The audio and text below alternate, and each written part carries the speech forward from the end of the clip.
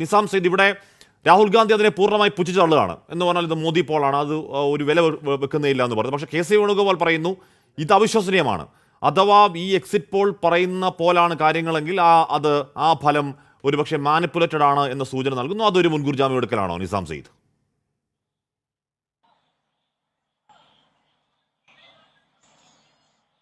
Exit പോളുകളെ സ്വാഭാവികമായും തള്ളിക്കളയുന്ന ഒരാളല്ല ഞാൻ.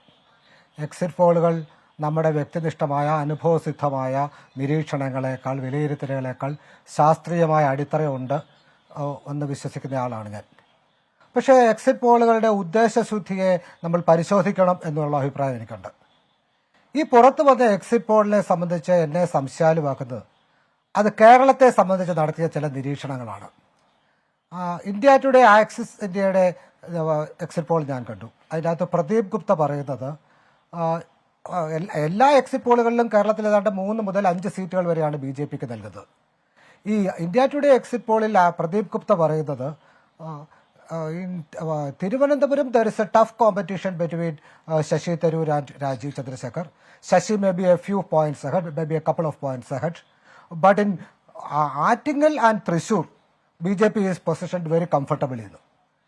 ആറ്റിങ്ങലിൽ BJP വളരെ ഈസിയായി വിജയിക്കും എന്ന് പറയുന്ന ഒരു എക്സിറ്റ് പോളിനെ സ്വാഭാവികമായും വിശ്വസിക്കാൻ ബുദ്ധിമുട്ടുണ്ട്.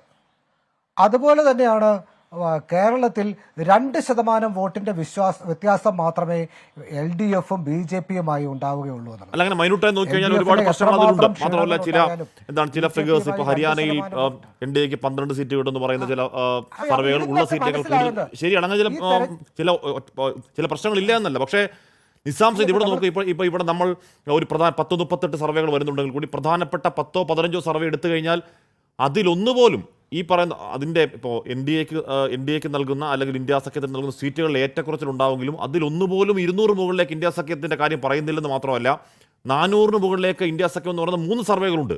അതിൻ്റെ ഒരു പ്രധാനപ്പെട്ട 12 സർവേകളുടെ ശരാശരി എടുത്താൽ 360 ആണ് NDAയുടെ. അപ്പോൾ എല്ലാ സർവേകളും ഒരുപോലെ ഈ പറയുന്ന മട്ടിൽ പ്രശ്നമുള്ള സർവേകളാകുമ്പോൾ നിസാം സെയ്ദ്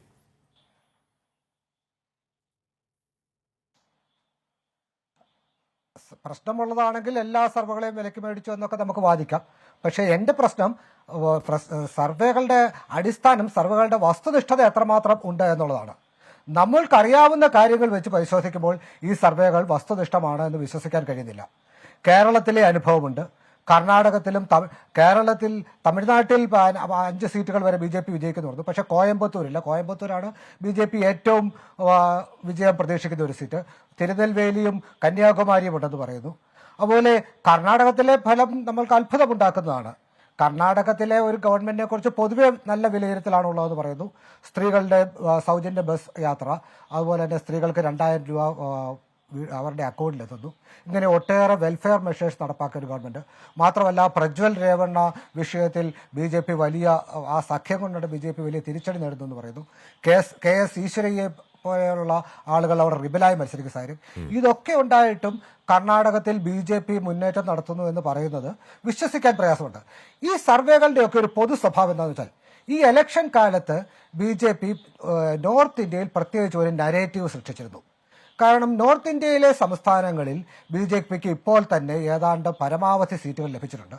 ആ പരമാവധി സീറ്റുകളിൽ എന്തെങ്കിലും നഷ്ടമുണ്ടാകുകയാണെങ്കിൽ ആ നഷ്ടങ്ങൾ ദക്ഷിണേന്ത്യയിലെ പുതുതായി ഉണ്ടാകുന്ന നേട്ടങ്ങൾ കൊണ്ട് നികത്താൻ കഴിയും എന്നൊരു നരേറ്റീവ് BJP നേരത്തെ തന്നെ സൃഷ്ടിച്ചിരുന്നു. ആ നരേറ്റീവിനെ അടിസ്ഥാനമായി ആ നരേറ്റീവിനെ സാധൂകരിക്കുന്ന രീതിയിലുള്ള ഒരു എക്സിറ്റ് പോൾ ഫലങ്ങളാണ് ഇപ്പോൾ വന്നിരിക്കുന്നത്. വിധി ദിനത്തിൽ 24 മാജിക് ജൂൺ 4 ചൊവ്വാഴ്ച രാവിലെ 5 മണി മുതൽ 24-ൽ.